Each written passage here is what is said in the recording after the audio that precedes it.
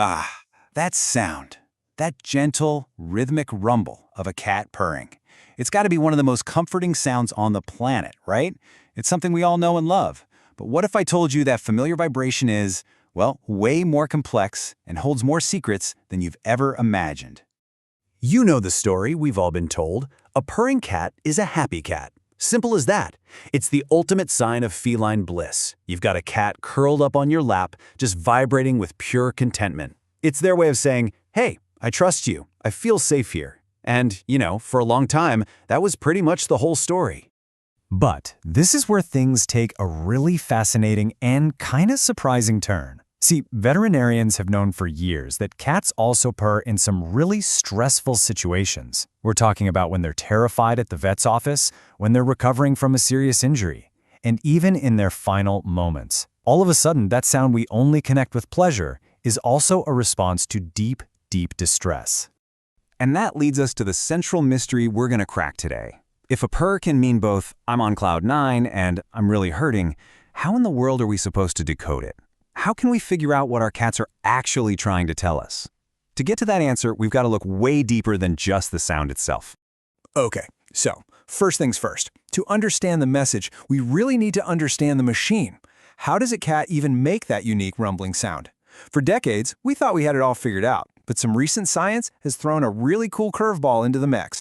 So check this out, because this shows a huge shift in what we know. For years, the classic theory was all about the brain.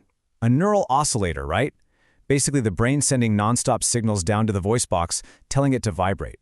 But then, in a groundbreaking 2023 study, scientists found something totally new. These special little fatty tissue pads in their vocal cords. Turns out, these pads let them vibrate at that super low purring frequency almost on their own, without constant orders from the brain. It's a way more efficient built-in system than we ever knew. So now that we've got the mechanics down, we can get to the really good stuff, the different messages hidden inside that purr. It's not just one signal. Think of it more like a multi-channel broadcast, and the key to tuning in is knowing exactly what to look for.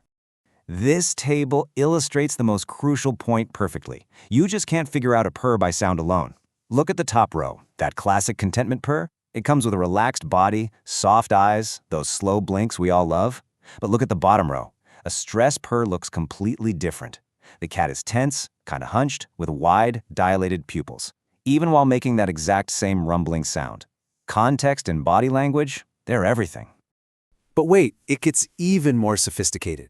Researchers have actually identified something they call a solicitation purr. Now, this isn't just your regular purr. It's a purr with a high-frequency cry secretly embedded inside it, a sound that's acoustically similar to a human baby's cry. And trust me, this is no accident.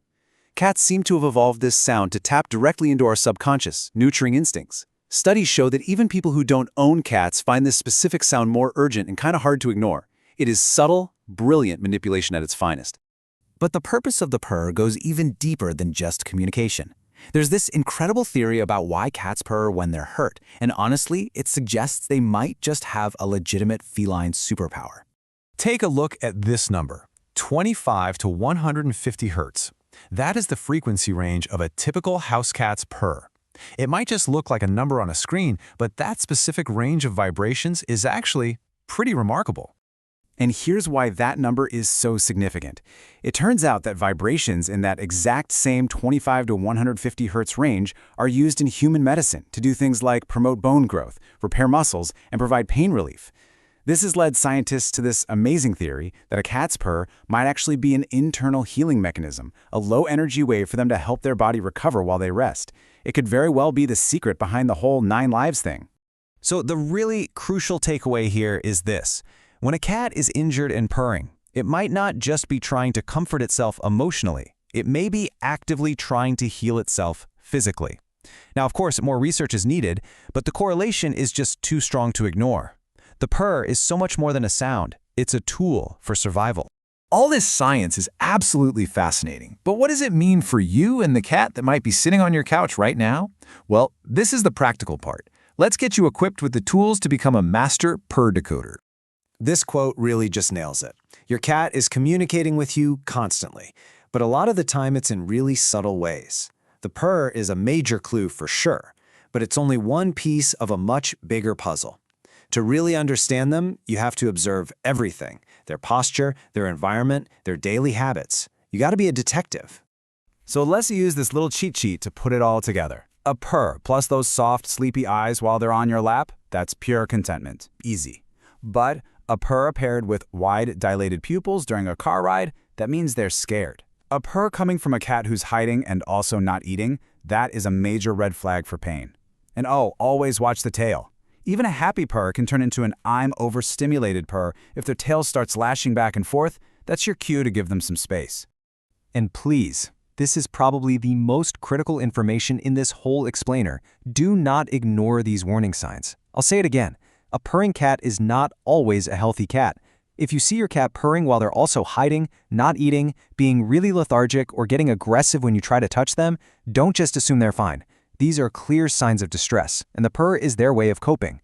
It's an urgent signal that something is seriously wrong, and it's time to call the vet.